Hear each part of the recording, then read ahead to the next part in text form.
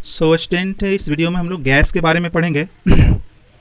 तो सबसे पहले हम लोग देखते हैं गैस के बारे में मॉलिक्यूलर अरेंजमेंट। तो मॉलिक्यूलर अरेंजमेंट में आप देखिए कि गैस के पार्टिकल तो बहुत दूर दूर होते हैं, है ना।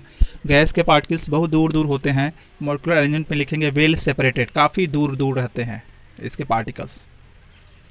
मॉलिक्यूलर मूवमेंट में देखेंगे, जब पार्टिकल्स दूर दूर रहते हैं तो डेफिनेटली पार्टिकल्स के बीच का फोर्स बहुत ही कम होगा, बहुत ही कम होगा बीच का फोर्स, यानी कि फोर्स ऑफ अट्रैक्शन जिसको बोलते हैं। बीच के फोर्स को फोर्स ऑफ अट्रैक्शन बोलते हैं या इंटरमॉलिक्यूलर फोर्स बोलते हैं। तो डेफिनेटली बहुत कम होगा, तो डेफिनेटली बहुत कम होगा पार्टिकल के बीच फोर्स है, तो पार्टिकल्स फ्री होंगे मूव करने के लिए। तो रैंडम यानी कि किसी भी डायरेक्शन में मूव बड़ी आसानी से करेंगे, है ना। तो यहाँ हम लोग लिखेंगे मूव विद हाई स्पीड, बहुत तेज स्पीड से ये मूव करता है। आकार देखते हैं तो इसका डेफिनेट आकार नहीं होता है, इसका आकार भी चेंज होते रहता है। जैसे कंटेनर में, बर्तन में आप रखेंगे उसी के अनुसार जो है अपना रूप ले लेगा, आकार ले लेगा। वॉल्यूम की बात करें, वॉल्यूम भी फिक्स नहीं होता, ये स्पेस कितना ऑक्यूपाई करेगा, है ना, तो वो भी फिक्स नहीं होता है इसका, ठीक है। यानी कि इसमें भी हम बोलेंगे कि वॉल्यूम इसका क्या होगा, इनडिफिनिट होता है। वॉल्यूम इनडिफिनिट होता है। हाँ, कंप्रेस कर सकते हैं क्या, कंप्रेस तो बिल्कुल कर सकते हैं। ये गैस का पार्टिकल्स है, ये गैस का पार्टिकल्स है। हम प्रेशर लगाकर इसको कंप्रेस कर सकते हैं, क्योंकि पार्टिकल के बीच बहुत ज़्यादा स्पेस होता है इसके अंदर, तो काफ़ी कंप्रेस करेंगे। कंप्रेस करके हम इसको कुछ ऐसे कर सकते हैं, कंप्रेस करके ऐसे लाया जा सकता है। इसका मतलब कि जो गैस होता है, गैस के पार्टिकल को ज़्यादा कंप्रेस किया जा सकता है, क्योंकि इसके बीच स्पेस बहुत ज़्यादा होता है। तो कंप्रेसिबिलिटी में क्या लिखेंगे, कंप्रेसिबिलिटी में लिखेंगे मोस्ट, बहुत ज़्यादा कंप्रेसिबिलिटी होता है। फोर्स ऑफ अट्रैक्शन तो मैंने पहले ही बता दिया भाई, पार्टिकल के बीच फोर्स बहुत ही कम होगा, तभी तो पार्टिकल्स फ्री मूव कर रहे हैं और काफ़ी दूर दूर हैं। डेंसिटी काफ़ी हल्का होता है, हल्का होने के कारण इसकी डेंसिटी काफ़ी लोवेस्ट होती है, सबसे कम होती है। सॉलिड लिक्विड गैस में सबसे कम डेंसिटी इसकी होती है। डिफ्यूजन, जब पार्टिकल फ्री हैं तो डेफिनेटली पार्टिकल फ्री हैं तो दूसरे जो पदार्थ है, दूसरे जो चीज़ें हैं उसके पार्टिकल से तुरंत एकदम जो ना सेकंड में जाकर मिक्स कर जाएंगे। जैसे किसी कॉर्नर में आपने परफ्यूम यूज़ किया और वो परफ्यूम का जो स्मेल है झट से जो ना कुछ ही सेकंड में जो है काफ़ी दूर तक फैल गया। मतलब परफ्यूम के पार्टिकल्स एयर के पार्टिकल के साथ बड़ी आसानी से मिल गए, बड़ी तेज़ी से मिल गए। इसी को तो डिफ्यूजन कहते हैं, यानी कि डिफ्यूजन इसके अंदर बहुत फास्टेस्ट होता है। सॉलिड लिक्विड गैस में तीनों से सबसे फास्टेस्ट इसमें होगा। फ्री सरफेस की बात करें तो इसका कोई भी सरफेस फ्री नहीं होता है। नॉट एनी सरफेस फ्री नहीं होता। अब ये फ्री सरफेस थोड़ा सा हायर क्लास का कॉन्सेप्ट हो गया है। आप 9th क्लास में बस आप ये जानिए कि फ्री सरफेस, गैस का कोई फ्री सरफेस नहीं होता। काइनेटिक एनर्जी, पार्टिकल्स काफ़ी तेज स्पीड से मूव करते हैं। जब पार्टिकल तेज स्पीड से मूव करेंगे, मोशन ज़्यादा होगा, तो डेफिनेटली उसके पास काइनेटिक एनर्जी भी ज़्यादा होगा। यानी कि इसके पास काइनेटिक एनर्जी जो होती है वो हाईएस्ट काइनेटिक एनर्जी होती है, मैक्सिमम काइनेटिक एनर्जी होती है। रिजिडिटी, कठोर कड़ा बिल्कुल नहीं होता है, ना के बराबर, या कह सकते हैं सबसे कम, लोवेस्ट, है ना।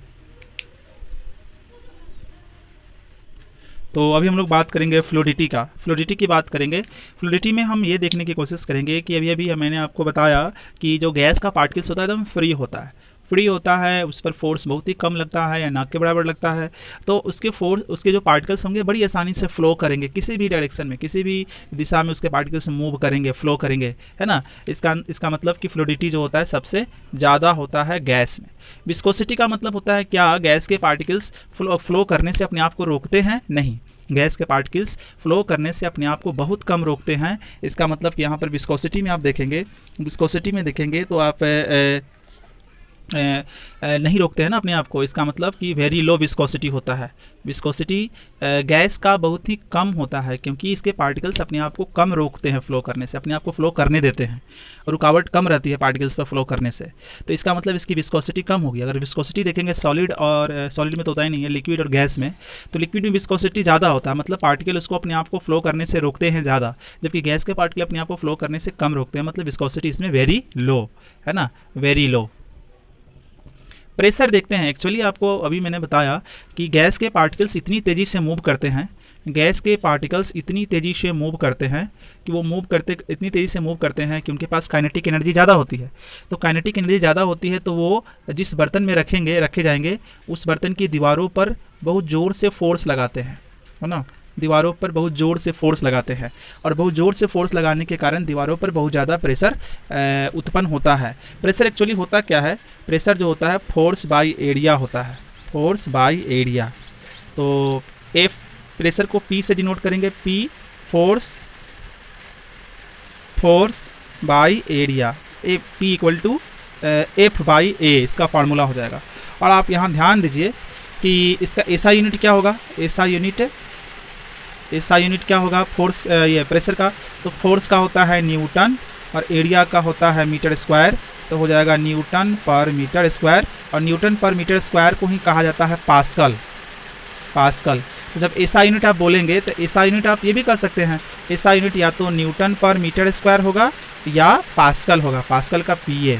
ठीक है, तो जब प्रेशर की बात करेंगे तो प्रेशर जो होता है बहुत ज़्यादा क्रिएट करता है गैस, क्योंकि गैस के पार्टिकल काफ़ी तेज़ी से मूव करते हैं और तेज़ी से मूव करने के पास काइनेटिक एनर्जी ज़्यादा होती है।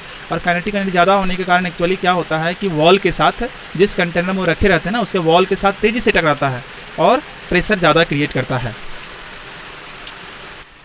अभी स्टूडेंट हम लोग मैटर का जो चौथा स्टेट है प्लाज्मा है उसके बारे में पढ़ेंगे। एक्चुअली प्लाज्मा जो है मैटर का चौथा स्टेट है और इसको कहा जाता है कि काफ़ी गर्म और काफ़ी एक्साइटेड एटम्स होता है ये प्लाज्मा जो है वो काफ़ी ज़्यादा गर्म होता है और काफ़ी ज़्यादा एक्साइटेड, है ना, एक्साइटेड एटम होता है। और प्लाज्मा को हम ऐसे समझ सकते हैं कि जैसे गैस आपने पढ़ा अभी, तो गैस की तरह ही होता है प्लाज्मा भी, ठीक है ना, गैस की तरह होता है प्लाज्मा भी। ठीक है, और प्लाज्मा जो कैसे बना होता है, प्लाज्मा बना होता है फ्री इलेक्ट्रॉन से और आयन से। ठीक है, प्लाज्मा जो है वो फ्री इलेक्ट्रॉन और आयन से मिलकर बना होता है। अब आप बताइए कि प्लाज्मा का शेप कैसा होगा, डिफिनिट होगा कि इनडिफिनिट होगा, प्लाज्मा का वॉल्यूम कैसा होगा, डिफिनिट होगा कि इनडिफिनिट होगा, गेस कीजिए थोड़ा सा। चलिए मैं ही बताता हूँ। जैसा कि मैंने भी आपको बताया कि प्लाज्मा गैस की तरह होता है, तो गैस की तरह होता है तो गैस का शेप क्या होता है, इनडिफिनिट, तो प्लाज्मा का शेप भी क्या होगा, इनडिफिनिट। अच्छा, उस तरह से प्लाज्मा का वॉल्यूम कैसा होगा, तो भाई गैस का वॉल्यूम बताओ, गैस का वॉल्यूम इनडिफिनिट, तो प्लाज्मा का भी वॉल्यूम इनडिफिनिट, प्लाज्मा का वॉल्यूम भी क्या होगा, वॉल्यूम इनडिफिनिट होता है। चलिए अभी हम लोग बात करते हैं डेफिनेशन की। तो मैंने डेफिनेशन तो पहले ही ये बता दिया कि भाई प्लाज्मा एक ऐसा न्यूट्रल सब्सटेंस होता है ना, न्यूट्रल सब्सटेंस होता है जो पॉजिटिव और निगेटिव पार्टिकल्स है, यानी कि निगेटिव पार्टिकल्स का मतलब इलेक्ट्रॉन और पॉजिटिव पार्टिकल्स यहाँ आयन हो जाएगा। समझ गए ना, बात समझे ना। तो ये इस चीज़ से आपका प्लाज्मा बना होता है, समझ गए, यानी कि पॉजिटिव पार्टिकल्स निगेटिव पार्टिकल्स, या इसको ऐसे कर सकते हैं कि फ्री इलेक्ट्रॉन और आयन से मिलकर बना होता है हमारा प्लाज्मा। ये पूरा जो हमारा यूनिवर्स है, यूनिवर्स ब्रह्मांड, उसका 99% जो ब्रह्मांड जो है वो किस चीज़ से बना हुआ है, वो प्लाज्मा से ही बना हुआ है। 99% जो है यूनिवर्स प्लाज्मा से बना हुआ है। तो अभी हम लोग देखते हैं कि ये सन में, स्टार में भी प्लाज्मा होता है। प्लाज्मा टीवी भी एक नाम से आप सुने होंगे, प्लाज्मा टीवी। तो प्लाज्मा टीवी इसका मतलब उसके अंदर भी प्लाज्मा होता है, प्लाज्मा से ही प्रेजेंट होता है उसके पास भी। उसके बाद जो है fluorescent light, FL light, neon sign bulb, इस सभी के अंदर प्लाज्मा होते हैं और ये सभी के अंदर जो है ना बहुत ज़्यादा हाई टेम्परेचर प्रोड्यूस होता है, तो प्लाज्मा ग्लो करता है। ठीक है, एक्चुअली सन और स्टार में भी प्लाज्मा होते हैं और सबके पास, सन के पास, स्टार के पास बहुत ज़्यादा हाई टेम्परेचर होता है। तो हाई टेम्परेचर और प्लाज्मा, हाई टेम्परेचर के कारण प्लाज्मा क्या करता है, ग्लो करता है, शाइन करता है। इसीलिए जो है सन और स्टार जो हैं वो शाइनिंग करते रहते हैं, ग्लो करते रहते हैं। प्लाज्मा टीवी में यही बात होती है, प्लाज्मा टीवी में भी जो है प्लाज्मा ही प्रेजेंट होता है, समझ गए ना। फिर देखते हैं फ्लोरेसेंट लाइट। फ्लोरेसेंट लाइट में हीलियम गैस और अदर गैस भी हो सकती है, वो रहती है। नियॉन साइन बल्ब में नियॉन गैस होती है। अब एक्चुअली क्या होता है कि इन दोनों को अगर हम यहाँ देखने की, समझने की कोशिश करें, इसको और इसको समझने की यहाँ कोशिश करें, तो इन दोनों को समझने की यहाँ पर कोशिश करेंगे तो क्या देखेंगे कि फ्लोरेसेंट लाइट और नियॉन साइन बल्ब, जब इनसे, मैं शॉर्ट में लिख रहा हूँ, फ्लोरेसेंट लाइट और नियॉन साइन बल्ब, ठीक है, जब इनसे हम इलेक्ट्रिसिटी पास कराते हैं, तो एक्चुअली क्या होता है, इनके अंदर जो प्रेजेंट गैस है, नियॉन है और हीलियम है, ये सभी प्लाज्मा में कन्वर्ट हो जाते हैं और प्लाज्मा में कन्वर्ट होते हैं और प्लाज्मा के कारण जो है फिर ये क्या करते हैं, प्लाज्मा के कारण ग्लो करने लगते हैं, चमकने लगते हैं और या शाइन करने लगते हैं। तो ये है आपका प्लाज्मा का यूज। ठीक है, ये तो हम लोगों ने प्लाज्मा के बारे में जाना। अब हम इसकी कुछ हिस्ट्री में जाते हैं, बैक में जाएंगे, प्लाज्मा डिस्कवर कैसे हुआ, कैसे इसका नाम पड़ा, ये सारी चीज़ें अब हम लोग जानेंगे। तो वाई स्टेंट अभी हम लोग जानते हैं background of plasma. Background of plasma समझते हैं। एक्चुअली सर विलियम क्रूक, 1879 में एक एक्सपेरिमेंट कर रहे थे जिसका नाम था गैस डिस्चार्ज ट्यूब एक्सपेरिमेंट। उसने कुछ ऐसा एक डिवाइस ले लिया था जहाँ पर एक पॉजिटिव प्लेट था, यहाँ पर एक निगेटिव प्लेट था, और यहाँ लगा हुआ था वैक्यूम पंप। वैक्यूम पंप क्या करता है, वैक्यूम पंप जो है ना हवा, सारी हवा को निकालता है ना, अंदर की सारी हवा को निकाल देगा, ठीक है। तो वैक्यूम पंप वो होगा।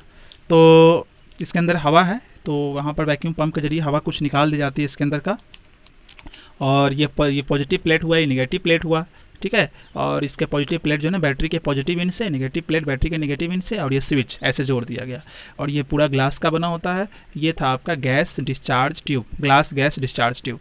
अंदर क्या करते हैं, इसके अंदर हाई वोल्टेज प्रोड्यूस करते हैं, मतलब 10,000 से लेकर 30,000 वोल्ट प्रोड्यूस किया जाता है इसके अंदर, ठीक है। और इसके अंदर का प्रेशर बहुत कम कर देते हैं, इनकी प्रेशर कितना कम कर देते हैं, 0.01 मिलीमीटर मर्क्यूरी, इतना प्रेशर इसके अंदर कर देते हैं और इतना वोल्टेज कर देते हैं। तब इसके अंदर जो है ना आपको कुछ पार्टिकल्स निकल के, आपको पार्टिकल्स दिखाई पड़ते हैं मूव करते हुए, ठीक है ना। अब वो खुली आंखों से पार्टिकल्स तो दिखाई नहीं पड़ेंगे, इनविजुअल पार्टिकल्स होते हैं ना, तो कुछ पार्टिकल्स वहाँ से रिलीज होते हैं। विलियम्स क्रूक ने इस पार्टिकल को क्या कहा था, इस पार्टिकल्स को कहा था रेडिएंट एनर्जी, ठीक है ना। इस पार्टिकल को कहा था उन्होंने रेडिएंट एनर्जी कहा था, ठीक है, रेडिएंट एनर्जी कहा गया था। और इसी रेडिएंट एनर्जी को बाद में नाम देकर प्लाज्मा कह दिया गया, ठीक है ना। यही रेडिएंट एनर्जी जो है बाद में प्लाज्मा बन गया था, ठीक है। तो आप जानते हैं कि किस साइंटिस्ट ने इसका नाम बाद में प्लाज्मा किया था, आइए उसको समझते हैं। तो इस रेडिएंट एनर्जी को एक अमेरिकन केमिस्ट और फिजिस्ट जिनका नाम था एडविन लैंगमूर, ठीक है ना।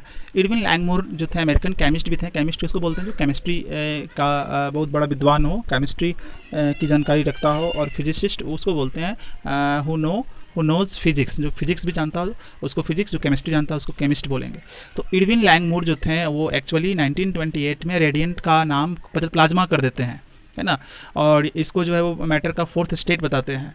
तो ये तो इसकी बीच की स्टोरी है। एक्चुअली उनका प्लाज्मा नाम क्यों पड़ा, एक्चुअली उनको उस समय याद आ गया ब्लड प्लाज्मा के बारे में, है ना।